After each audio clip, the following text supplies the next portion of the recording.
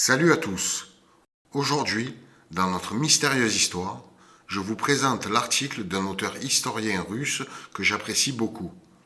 Je vous laisse avec mes nouveaux assistants de qualité découvrir cette enquête, ce témoignage précieux sur la fin de l'Ancien Monde, la fin de Tartaria. Détendez-vous et installez-vous confortablement. On y va.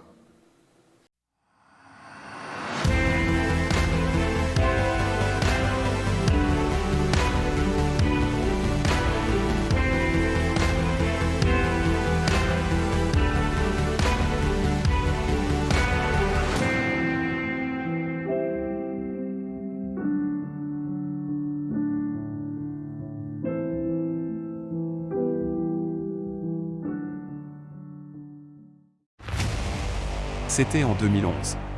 J'étais en voyage d'affaires dans le Caucase quand j'ai décidé de faire une halte dans une ville appelée Verneia-Balkaria.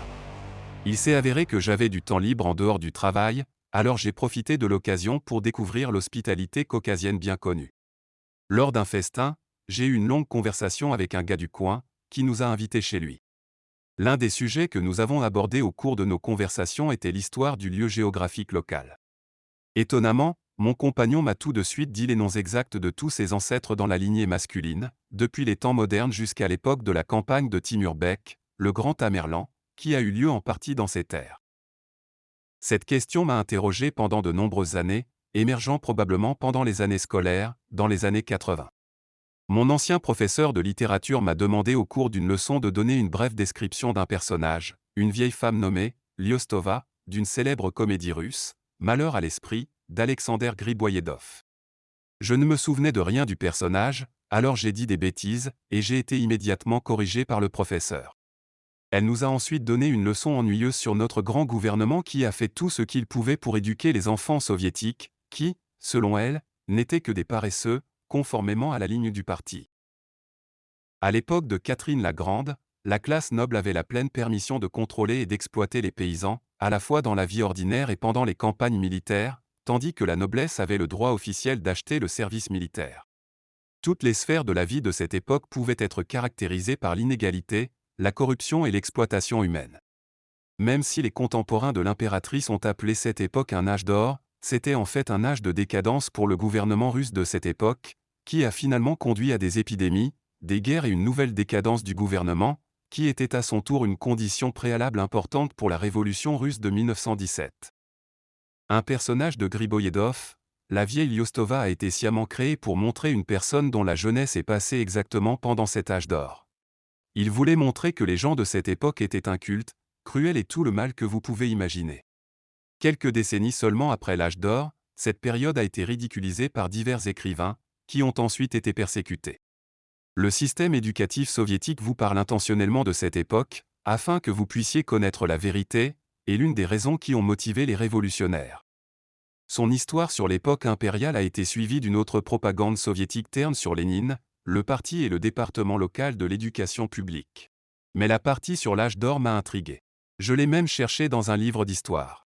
Il s'est avéré qu'il existait effectivement dans l'histoire russe, et c'était une époque où la Russie a gagné de nombreuses guerres et a considérablement étendu son territoire. Néanmoins, à la fin du chapitre sur cette période, il y avait une note, disant à peu près la même chose que notre professeur nous a dit pendant la leçon. Selon l'auteur du livre d'histoire, indépendamment de toutes les grandes choses accomplies pendant l'âge d'or, la Russie a fini par se décomposer. Mes tentatives supplémentaires pour en apprendre davantage sur cette période de l'histoire auprès des personnes âgées n'ont abouti à rien. L'époque la plus ancienne dont il se souvenait était la deuxième décennie des XXe siècle et certains événements qui se sont produits pendant cette période. Il n'y avait même pas un seul conte qui pouvait venir d'une personne de la génération précédente, à l'exception de quelques rares passages sur la famine et l'épidémie. L'autre fois où j'ai essayé de répondre à ma vieille question sur l'âge d'or, c'était pendant les dernières années de l'existence de l'URSS. Je me souviens d'une chanson underground d'Igor Talkov, un chanteur de l'époque. En regardant un vieux carnet d'un général exécuté, j'ai vainement lutté pour comprendre. Comment avez-vous pu laisser des vandales vous déchirer? Hors de l'abîme sombre des âges, tu t'es levé comme un géant, tes ennemis réconciliés de Pétersbourg, avec une grande dignité de régiment, pendant l'âge d'or de Catherine, Russie. Cette chanson était très suggestive. Comment exactement Pétersbourg a-t-il réconcilié les ennemis? Quels ennemis? Mais l'école était loin derrière, et il n'y avait personne à qui demander des explications. De plus, à la chute de l'Union soviétique, notre histoire nationale est devenue un sujet de reconsidération. J'aurais peut-être oublié ma question, si je n'avais pas été à l'extérieur de la ville chez la sœur de mon grand-père. Son village était situé près de l'oblast de Ryazan, à Spaklepiki. À cette époque, elle était très âgée et était la seule survivante de ses frères et sœurs. Au cours d'une agréable soirée d'été, nous nous sommes assis à une table et je lui ai posé des questions sur le bon vieux temps et sur l'âge d'or. En fait, nous avions l'habitude de parler beaucoup de ces sujets auparavant, et la plupart des informations que j'ai reçues d'elle ne correspondaient tout simplement pas à ma conscience pour de nombreuses raisons. Mais cette fois-là, on m'a raconté une histoire spéciale. Une histoire qui s'était transmise de génération en génération. Fait intéressant, ces événements n'étaient pas si éloignés de l'époque où vivait la sœur de mon grand-père. Seules 3 générations se sont écoulées entre ces faits et sa vie. Les années ont passé, mais je n'ai pas oublié cette histoire. Elle m'est revenue à l'esprit de plus en plus souvent au fil des ans. La collecte progressive d'informations ici et là m'a finalement permis de construire une image relativement complète et logique des événements. L'image était géniale, mais ressemblait à un conte de fées pour un groupe correspondant de personnes. Heureusement, le XXIe siècle est arrivé avec tous les avantages numériques, ce qui m'a permis de trouver diverses preuves de ce conte de fées et de le transformer en une forme lisible et respectable. Cette histoire aurait dû être publiée comme l'un des premiers articles, mais pour un ensemble de raisons, j'ai réussi à la terminer tout récemment. Mais avant de commencer, j'aimerais dire quelques mots sur la femme qui m'a raconté cette histoire, la sœur de mon grand-père. Elle a passé toute sa vie dans le village où elle est née. Elle a été mariée 2 fois, a eu des enfants, mais aucun d'entre eux n'a survécu à cause de maladies. Elle a adhéré à une vieille foi toute sa vie, était très religieuse en général. Ne buvait jamais d'alcool. Elle avait de fortes qualités de leader, alors elle était toujours en charge de quelque chose. Elle était aussi naturellement éduquée et en savait beaucoup pour une personne de son époque et de son statut social. Tous les récits et les connaissances qu'elle a réussi à sauver et à transporter à travers le temps sont restés intacts principalement en raison du fait que sa communauté était très isolée.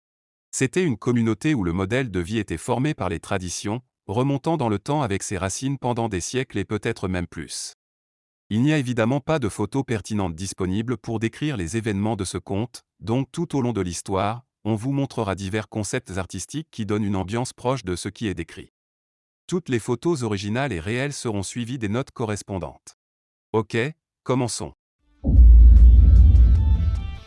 La fin de l'âge d'or. Il était une fois un territoire de l'Europe moderne envahi par une armée inconnue. Cette armée était nombreuse et elle venait de la mer. Ils ont immédiatement commencé à conquérir toutes les terres en direction de l'Est. Ils ont utilisé des armes et des technologies qui ne sont pas disponibles aujourd'hui. En utilisant leurs armes hautement destructrices, l'armée a tout détruit sur son passage, que ce soit les villes ou la population locale qui a osé résister. Au fil des années, il ne restait presque aucune information sur cette armée. Personne ne savait d'où cela venait. Les nations qui vivaient sur le territoire de l'Europe occidentale et orientale moderne ont été forcées de migrer vers des terres orientales inhabitées. Les villes européennes à leur tour ont été prises par les soldats de l'armée. L'ampleur de ces événements était énorme selon les sources survivantes. La migration massive de personnes a impliqué de nombreuses nations, à commencer par les côtes atlantiques. Des vagues sans fin de personnes se déplaçaient vers l'Est. Il y avait un détail intéressant, l'armée et les nations qui ont été forcées de migrer avaient le même symbole, la croix polaire. À la fin de cette guerre et de cette migration de masse, les gens se sont installés sur de nouveaux territoires et ont obtenu la liberté. Liberté avec certaines limitations qui ont été fixées par les nouvelles autorités. C'est la seule information qui a réussi à survivre dans les vieilles légendes folkloriques. Parmi les personnes qui ont été forcées de migrer, il y avait une tribu appelée Kurchak. Le lieu de leur origine historique était le Kurchskaya Koza, isthme de Courlande. Il n'y a aucune preuve historique de leur vie là-bas et d'une lutte possible pour ces terres, mais le fait demeure, ils ont quitté leur terre natale et ont déménagé vers l'Est. Un autre fait que nous connaissons de cette tribu, et qu'ils habitaient divers endroits le long de la rive de la mer Baltique ainsi que des terres s'étendant du territoire de l'ancienne Prusse à Saint-Pétersbourg. Cependant, cette tribu ne connaissait aucun de ces noms géographiques à cette époque. En fait, ils ne se considéraient même pas comme des Russes ou des Slaves, il n'y avait pas de tel terme à cette époque. Ils se considéraient comme des Irlandais, Irinei. En avançant un peu, il y avait un fait historique étrange. À la fin du XIXe siècle, pour une raison inconnue, les autorités ont commencé à appeler ces gens Belopoliaki, littéralement Poliak blanc, polonais. puis par un nom un peu plus politiquement correct biélorusse, littéralement russe blanc. Ne les confondez pas avec les Polonais ou Biélorusses modernes. La couleur blanche était l'un des symboles les plus importants de ces tribus, la lumière blanche était considérée comme sacrée par elles, et leur apparence correspondait pleinement à la couleur blanche. Tout le monde avait les cheveux blonds couleur blé, la peau claire et les yeux gris. Lors de la migration vers les nouvelles terres, la tribu Kurchaki s'est installée sur la rive d'un grand lac. Cela leur rappelait la mer Baltique. Cependant, une partie de leur tribu est allée plus à l'est avec un peu de gens restant dans leur pays d'origine, se cachant dans des endroits éloignés et difficiles d'accès. Selon les histoires folkloriques, beaucoup de Kurchaks se sont installés aux alentours de Pereslav-Zaleski, près d'un lac nommé Pleshevo. Malgré toutes les difficultés, les groupes séparés de la tribu Kurchaki ont réussi à rester en contact jusqu'au XXe siècle. La communication entre eux a cessé à l'époque de l'URSS. La partie de la tribu qui s'est installée près du Grand Lac a apporté avec eux un nom géographique de leur ancienne maison, Ryazan. Leur vrai Ryazan a été laissé quelque part à l'ouest. Il existe probablement encore sous un nom différent. Lorsque les nouveaux arrivants sont arrivés dans les terres orientales, toutes les villes étaient en ruine à la suite de la même guerre qui a eu lieu lors de l'invasion de l'armée inconnue. Les noms qu'ils avaient auparavant sont inconnus. Mais on sait que certains survivants de ces villes ont juré allégeance à la nouvelle autorité, et pour cela ont reçu des parties des villes détruites à des fins de vie, et autres. Il y avait une telle ville particulière appelée Kazimov, probablement nommée d'après un chef du peuple survivant. Les habitants de Kazimov ont reçu le droit de préserver leur langue et leur culture. Mais c'était le seul cas où les survivants ont réussi à rester et à continuer à vivre. Finalement, les Kurchaks et le peuple de Kazimov ont développé des relations amicales et le peuple de Kazimov a fusionné dans la culture des Kurchaks. Le lac où les nouveaux arrivants se sont installés a été nommé par eux, Mechiora, selon leur langue, un lac de méchiants ou un lac de citoyens. La nouvelle ville, Ryazan, n'avait rien à voir avec la ville moderne de Ryazan ni avec l'endroit où elle aurait été détruite par le Khan Bati. Le véritable emplacement de l'ancien Ryazan est couvert de mystères. Spoiler, nous allons le découvrir ensemble dans quelques instants. La seule chose connue de l'ancien Ryazan est qu'il était situé au croisement de plusieurs grandes rivières. Ce n'est sûrement pas devenu plus facile maintenant, puisque la plupart des vieilles villes étaient situées à des endroits similaires. Si nous ne pouvons pas voir d'eau maintenant, cela ne veut rien dire. Nous devrions plutôt savoir où ils sont allés. Il pourrait y avoir des tonnes de raisons.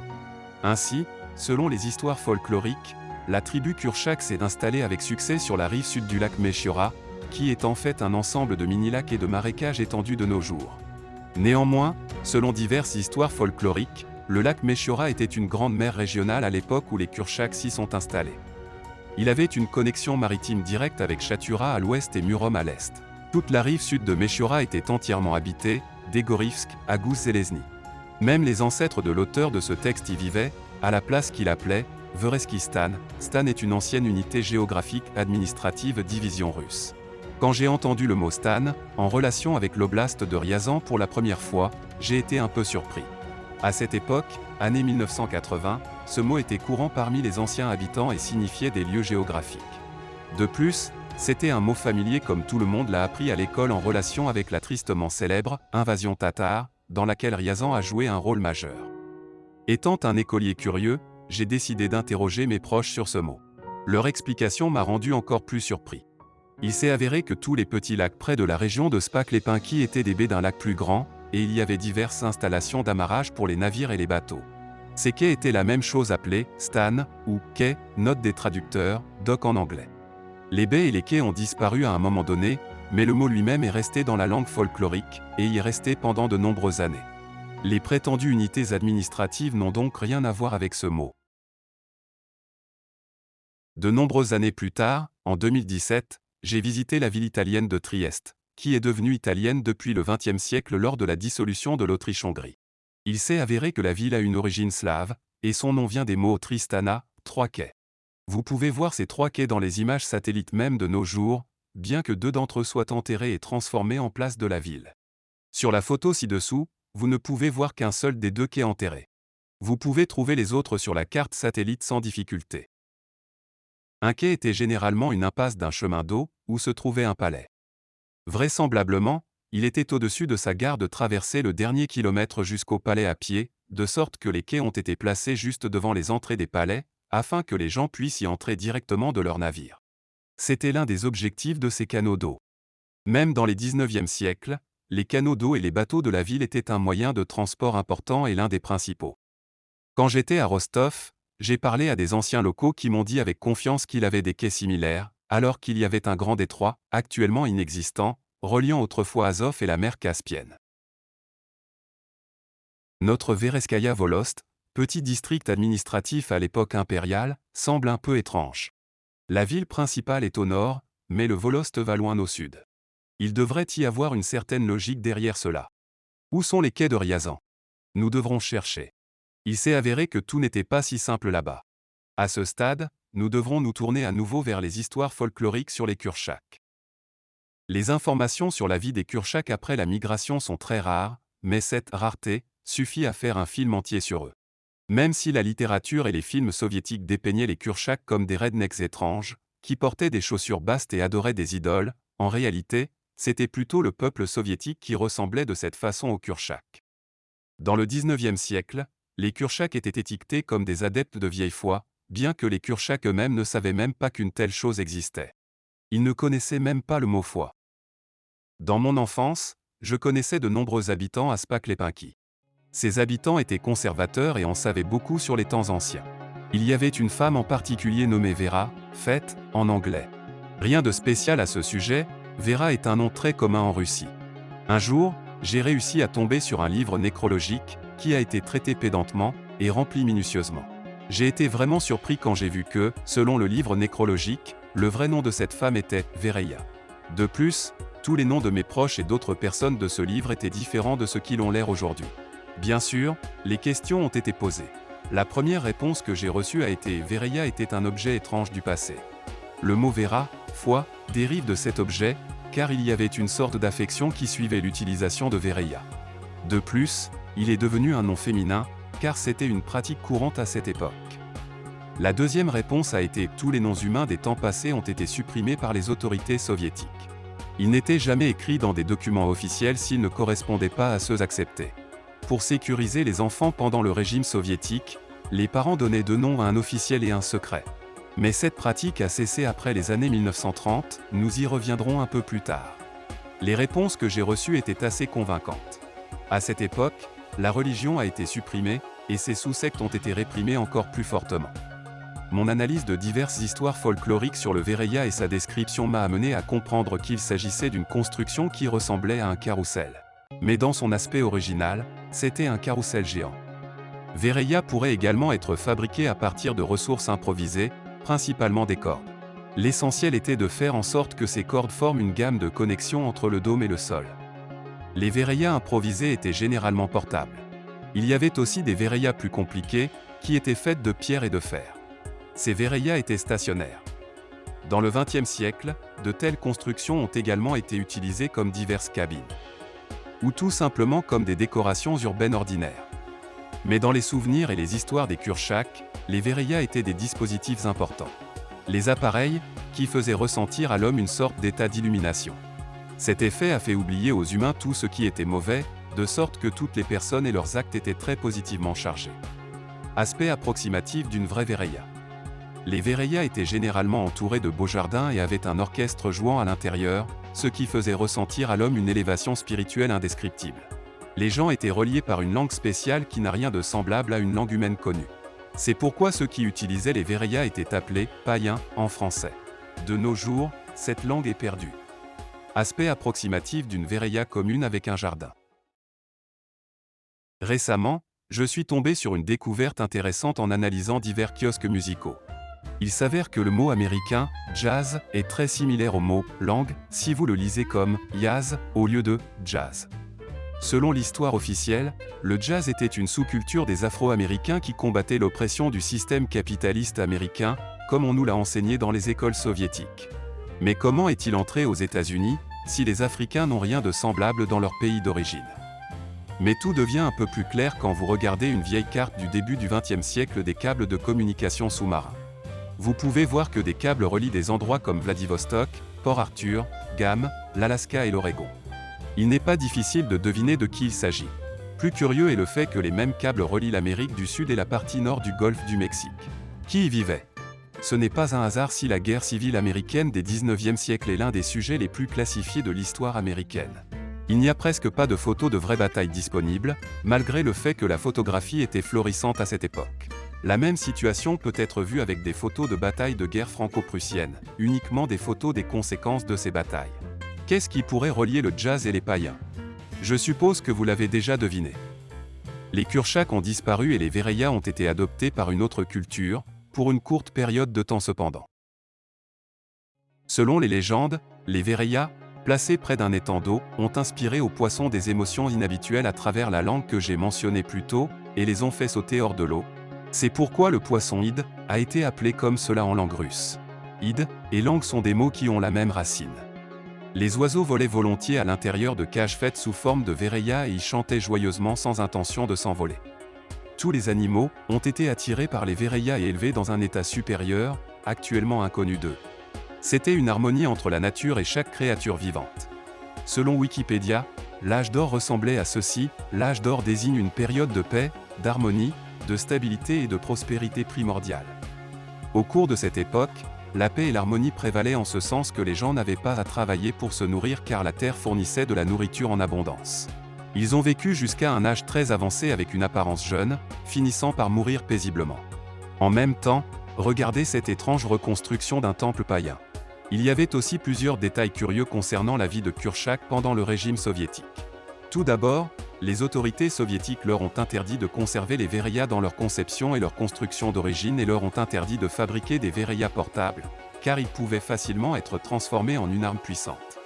Deuxièmement, ils ont forcé les Kurchaks à utiliser des attributs qui leur étaient auparavant inconnus, j'espère que vous comprenez de quoi je parle. Troisièmement, chaque Vereya stationnaire était imposé avec une taxe. Tout ce qui concernait les Kurchaks n'avait pas vraiment d'importance pour les autorités soviétiques. Il serait juste de dire qu'ils ne les ont presque pas remarqués. Il n'y a pas non plus de mention de cas de conscription militaire à cette époque, ni d'autres manifestations de servage. Il n'y avait personne avec qui se battre. Toutes les communautés étaient amicales. Il était également impossible de se comporter de manière antisociale sous l'influence des Vereya. Les gens vivaient joyeusement et en harmonie avec eux-mêmes et avec la nature. Dans la même Vereskaya Volost, Kurchak a construit sa propre énorme Vereya stationnaire, qui est devenue un objet formant une ville. En raison de sa beauté extraordinaire, il se démarquait de la liste des autres Vereya qui s'y trouvaient. Chaque ville de Kurchak avait une Vereya stationnaire, mais celle-ci était probablement spéciale. D'après les descriptions, il ressemblait à ceci. Aspect approximatif de la Vereya près de Spaklepenki. L'original aurait dû avoir le même aspect à l'exception des capuchons sur les dômes, il y avait des sphères de verre spéciales avant, qui brillaient d'une lumière blanche brillante. Comme le suggère une vieille tradition russe, la sévérité des lois est compensée par l'optionnalité de leur respect. Même si les Vereya des Kurchaks étaient artificiellement remplis d'attributs de religion étrangère, ils suivaient toujours leurs croyances d'origine et ne les remarquaient même pas lors de leurs cérémonies. Aspect approximatif de l'intérieur de Vereya. Toutes les personnes, quel que soit leur âge, visitaient les Vereya chaque jour, même les invités. Ils y ont dirigé des cérémonies spéciales, ou mystères, comme on les appela plus tard dans le XXe siècle. Ils n'avaient pas de vacances comme nous en avons aujourd'hui. Il n'y avait que quelques jours spéciaux déterminés par le solstice, pendant lesquels vous n'étiez pas autorisé à manger de la viande, car cela bloquait en quelque sorte la capacité de recevoir un effet positif de Vereya. Pendant les cérémonies, les gens chantaient des chansons spéciales, le texte de ces chansons n'a pas survécu jusqu'à nos jours. On sait que ces chansons louaient le soleil, la terre, l'eau et d'autres forces naturelles, ainsi que leurs objets sacrés, qui avaient une fonctionnalité Vereya.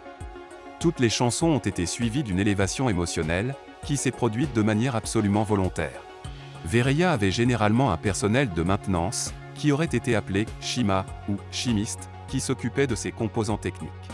La personne principale du personnel de maintenance s'appelait Skimni. De plus, il y avait généralement une salle de stockage de toutes les fournitures et outils extensibles nécessaires. Auparavant, le personnel d'entretien était nommé par la communauté. Novice, Shimniki, a reçu des connaissances des collègues seniors plus expérimentés. La hiérarchie n'existait pas dans leur communauté. Comme vous l'avez peut-être déjà deviné, cette Vereya a été détruite il y a de nombreuses années. Vous ne pouvez même pas trouver d'informations sur l'époque où il a été démoli, ce qui signifie que c'était il y a très longtemps. Cependant, j'ai réussi à trouver quelque chose. Une vieille carte d'âge non identifiée révèle une ville avec un nom Vereya, avec une croix marquant un objet de culte. Tous les objets comme les Vereya étaient marqués de tels symboles sur les cartes. Regardons ce que nous avons sur la carte moderne ici. Il n'était pas difficile de trouver cette ville sur la carte moderne. L'endroit où se trouvait autrefois la Vereya a été transformé en cimetière. Quand je suis arrivé à cet endroit, je n'y ai rien trouvé d'intéressant, juste un cimetière effrayant commun. Mais il y avait autre chose qui a attiré mon attention. L'inscription sur le panneau routier indique « Règle de Kobylinka, ville ». Ici, l'auteur souligne la dégradation des personnes qui possédaient autrefois la technologie Vereya, mais qui croient aujourd'hui vainement qu'elle gouverne quelque chose, ce qui n'est évidemment pas vrai. Selon les histoires folkloriques, le Vereya mentionné ci-dessus se trouvait sur la rive du lac Mechiora. De plus, pas seulement sur le rivage, mais plutôt au croisement de deux voies d'eau. La même histoire nous dit qu'il y avait beaucoup de ces chemins d'eau à cette époque. La tâche de tout comprendre a été rendue encore plus difficile par le fait que les cartes modernes et anciennes ne montraient rien de tel. C'est pourquoi j'ai dû trouver une solution de contournement. Comme je l'ai dit précédemment, les autorités ont fait une taxe pour garder une Vereya. Mais je ne vous ai pas dit que cette taxe n'impliquait pas de paiement avec de l'argent. Kurchak ne connaissait même pas l'argent, au moins jusqu'au XXe siècle. Ils ont payé la taxe avec de la nourriture et des ressources naturelles. Les principales ressources naturelles étaient le bois, selon certaines histoires, il y avait l'habitude de pousser des types d'arbres inhabituels, et le fer. Même si la principale ressource naturelle extraite dans le kraï de Mechiorski est aujourd'hui la tourbe, il n'y a aucune trace de son extraction à l'époque où les Kurchaks y vivaient. L'une des traditions survivantes était une attitude très douce envers le bois et les forêts, car on croyait que le bois réagissait d'une manière ou d'une autre au langage des Vereya. Pour cette raison, le bois a été traité avec une extrême prudence pour éviter qu'il ne soit endommagé. Les bûcherons n'utilisaient que des coins, des haches et des rabotis de charpentier pour traiter le bois et évitaient d'utiliser des clous et des agrafes. Les logements ont été construits de manière appropriée. Les Kurchaks appelaient ce type d'habitation « terem ». Le bois qui était ramassé pour le paiement des taxes était expédié par bateau sur des chemins d'eau. Mais il y avait un détail très curieux concernant ce processus. Les navires qui transportaient du bois étaient fabriqués à partir du même bois et étaient appelés « beliana ». Ce beliana se déplaçait sans rame, et sans aucune dépendance à la direction du ruisseau. À l'arrivée à un point de destination, les belianas ont été démontés et le bois dont ils étaient faits a également été utilisé. Cette information soulève plus de questions que de réponses. L'un des détails utiles est le fait que les chemins d'eau mentionnés ci-dessus existaient effectivement, mais où étaient-ils? L'extraction du fer est une histoire un peu plus curieuse. La production de fonte à partir de fonte de tourbière a toujours été une pratique courante, même avant l'arrivée des Kurchaks. Toutes les communautés disposaient d'installations de production de fer. L'histoire officielle nous assure qu'une certaine famille de marchands nommée Batachevi possédait toutes les installations de production de fer dans cette région, mais les histoires folkloriques n'ont aucune confirmation de ce fait. Peut-être s'agit-il d'une sorte de faux fuyant. Selon l'histoire officielle, Batachevi possédait un réseau d'installations. Chaque installation de production de fer aurait dû avoir une voie navigable à proximité qui servait de route logistique. C'est du fer, après tout. Vous ne pouvez pas en transporter beaucoup sur un terrain de cross-country à l'aide d'un chariot en bois. Alors, comment tout cela pourrait-il fonctionner? Regardons à nouveau une carte. Selon la carte, Gus-Zelezny est à la frontière de la province de Vladimir. Mais nous savons grâce à la page wiki qu'il devait y avoir un lac quelque part ici, car Batachevi a construit un barrage à Gus-Zelezny. Nous savons que ce barrage a fait monter l'eau de plusieurs mètres, ce qui a créé le lac susmentionné. Nous savons également que le barrage utilisait de l'électricité, mais comment la produisait-il? Une autre question est de savoir à quoi pourrait ressembler ce lac sur la carte. J'ai essayé de connecter toutes les anciennes installations de production de fer avec une ligne et voici ce que j'ai obtenu. Tout commence à avoir un sens maintenant. La principale chose que nous avons trouvée est ce que l'on appelle l'Oie ou Kolp en Kurchak, qui est le nom de la rivière. Kolp reliait Mechiora et Oka dans la région de Murom, jusqu'à disparaître. C'était aussi une entrée stratégique dans ce bassin d'eau. Après la disparition de Kolp, divers noms qui lui sont liés ont continué à rester sur les cartes. Même de nos jours, de nombreuses petites rivières sont appelées Kolpinski. Eh bien, tout est génial, mais où sont les quais de Riazan mentionnés ci-dessus? Cherchons plus loin. L'usine de fonte de Saint-Tulle, Makavevo, est marquée sur la carte comme Shiguni. Shiguni ou cast iron signifie fait de, attaché à la fonte, et cette carte ne dit rien de Batachevi. Un autre fait curieux est que toutes les installations de production de fer dans cette région sont désignées en particulier comme installations de fonte. Maintenant, essayons de comprendre quelque chose, le fer pur et la fonte diffèrent-ils en termes de quoi que ce soit, sauf pour les composants supplémentaires connus? Voici probablement le secret principal que j'ai reçu de la conversation avec la sœur de mon grand-père que j'ai mentionné au début. À l'époque, fer et la fonte étaient des choses vraiment différentes et même des concepts différents. Les Kurchak considéraient la fonte comme la même chose que nous la considérons aujourd'hui, un alliage de fer et de carbone, et d'autres composants d'un certain pourcentage. Mais quant au fer, il était considéré comme une sorte d'organe. Pour comprendre le lien entre le fer et un organe, il faut savoir que le mot russe fer peut avoir deux significations selon la prononciation. La première est fer, prononcé zelezo, et la seconde est organe, prononcé zelea.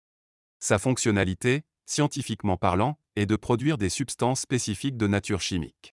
Le trait commun entre les organes artificiels et la fonte était que les deux étaient enfermés dans du fer, en tant qu'élément chimique, Fe, et parfois dans du fer qui avait les mêmes propriétés que la fonte.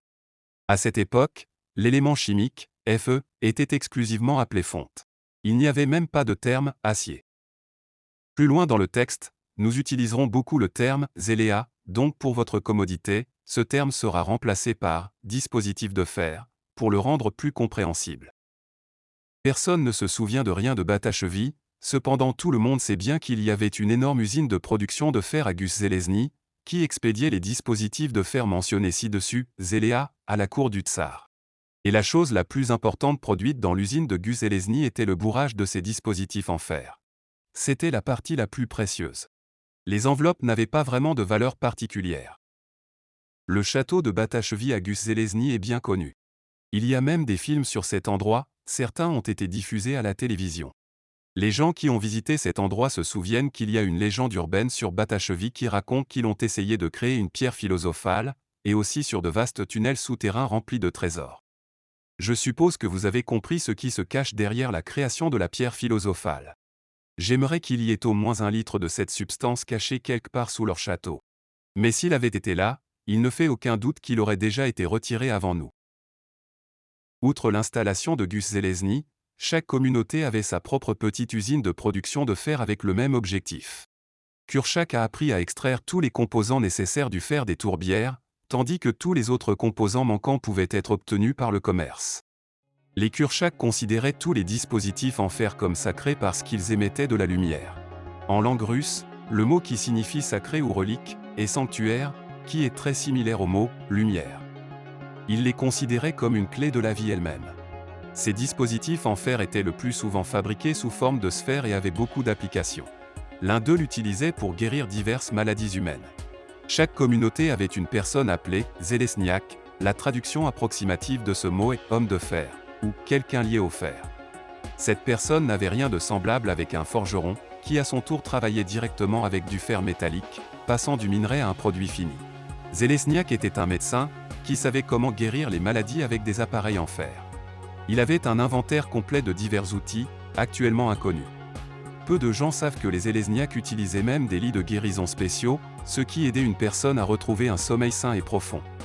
Les Kurchak, avec tout leur amour pour le bois, dormaient sur des lits exclusivement en fer, et équipés de dispositifs en fer qui donnaient à ces lits des propriétés curatives spéciales. De nos jours, vous ne pouvez trouver de tels lits que dans les musées, mais à cette époque, c'était un élément indispensable dans chaque maison, qu'il s'agisse d'un simple paysan ou d'un roi.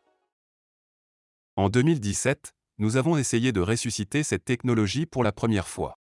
Pour cela, nous avons dû saccager une maison abandonnée dans la ville italienne de Trieste, dans l'espoir de trouver les dispositifs de fer restants.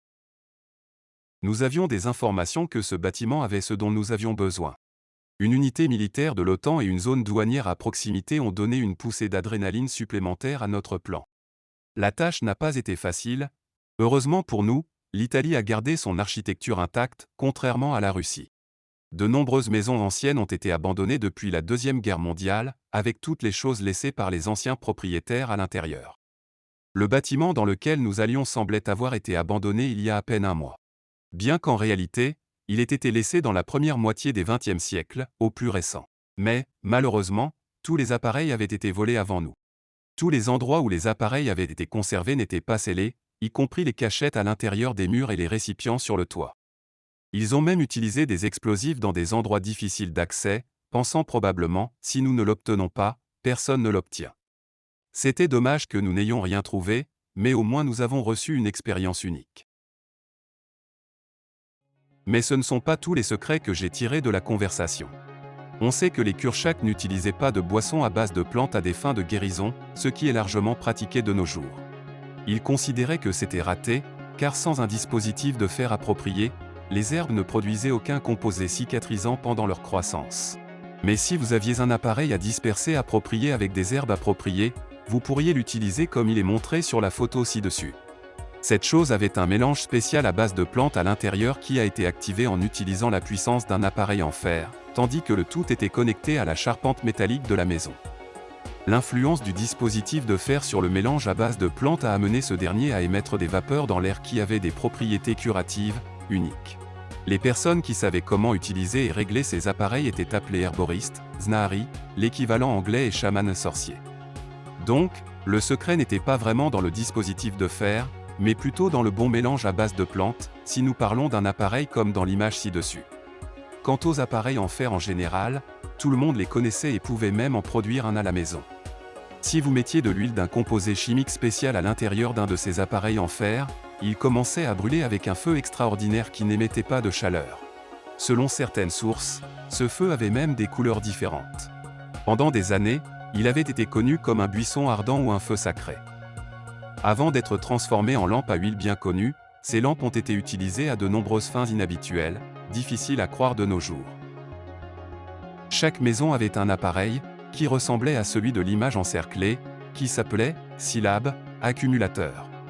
Dans leur conception originale, ces choses avaient des miroirs spéciaux qui, lorsqu'ils étaient brillés avec les feux sacrés mentionnés plus tôt, montraient des images merveilleuses. Les gens pouvaient voir les esprits des morts et même communiquer avec eux en utilisant des pensées. Mais la production de tels miroirs s'est arrêtée depuis longtemps. Soit dit en passant, tous les Vereyas en avaient aussi, mais ils ont été forcés de les remplacer par des icônes religieuses. Cependant, c'est une toute autre histoire. Un jour, alors que j'étais en Europe, je suis tombé sur une curieuse entreprise, appartenant à un vieil homme, qui était autrefois un fonctionnaire assez haut placé en Russie. Cette entreprise avait des objectifs similaires de ressusciter l'ancienne technologie, mais elle l'a fait astucieusement. Leur couverture officielle était qu'ils réparaient de vieux miroirs, mais en réalité, ils en avaient besoin pour des expériences. Une autre remarque que j'aimerais ajouter, est une occasion qui s'est produite en 1985 à Spak-Lepiki. J'ai réussi à trouver un vieux livre dans la mansarde de ma maison, dans un tas de vieux fouillis. Ce livre a été lu en lambeaux et n'avait même pas de colonne vertébrale. Le livre traitait de différentes façons de dire la bonne aventure pour les femmes, écrit en vieux russe. L'un des moyens décrit de près un dispositif similaire à syllabe, accumulateur, miroir et feu sacré. Malheureusement, je n'ai pas été en mesure de me souvenir de ces détails. J'aimerais avoir ce livre avec moi aujourd'hui. Toutes les choses décrites ci-dessus n'étaient qu'une petite partie des capacités que les Kurchaks possédaient grâce au dispositif de fer. Ils pouvaient créer des jardins artificiels où tout pouvait pousser. Les dispositifs en fer ont considérablement amplifié la croissance et la qualité des plantes. Ils pouvaient construire des équipements automobiles pour les besoins forestiers et agricoles. Ils pouvaient éclairer les rues. Ils pouvaient construire des navires et des quais avec des Vereyas. C'était un âge d'or, littéralement. Les gens vivaient en harmonie avec tout ce qui les entourait. Tout cela a été possible grâce à l'ancienne technologie qu'ils ont apportée de l'Ouest, où ils l'ont reçue de leurs ancêtres. Les dispositifs en fer fonctionnaient à leur tour en utilisant un vent invisible spécial appelé zéphyr, c'est la même chose que éther en français, qui soufflait dans différentes directions, changeant sur une certaine période. Ce vent était largement représenté sur différents attributs et vêtements de ces personnes, et ils en étaient fiers. Leurs enfants sont nés heureux. Vereya les a aidés à rester en bonne santé et en bonne forme physique toute leur vie. Personne ne savait ce qu'était le syndrome de sevrage de la substance. Personne ne buvait d'alcool. Personne n'avait de problème pour obtenir des ressources pour vivre ou obtenir de la nourriture. Il n'y avait pas d'esclavage hypothécaire. Il n'y avait pas de crime. La vie était complètement différente. Mais un jour, tout a changé. Chronique de l'Apocalypse. Un jour, l'armée est revenue. Mais cette fois, ils sont venus du ciel. Ils avaient des avions étranges qui ressemblaient à d'énormes zeppelins. Ces avions avaient des armoiries qui ressemblaient à des cercles. Sans avertissement ni explication, ils ont commencé à tout détruire sur le terrain. Une fois de plus, des armes puissantes inconnues ont été utilisées. D'énormes éclairs ont frappé le sol du ciel. Fin de la première partie. Cliquez sur la vidéo qui s'affiche pour suivre la deuxième partie. Vous pouvez aussi la trouver ainsi que tous nos autres épisodes dans la section vidéo de notre chaîne YouTube.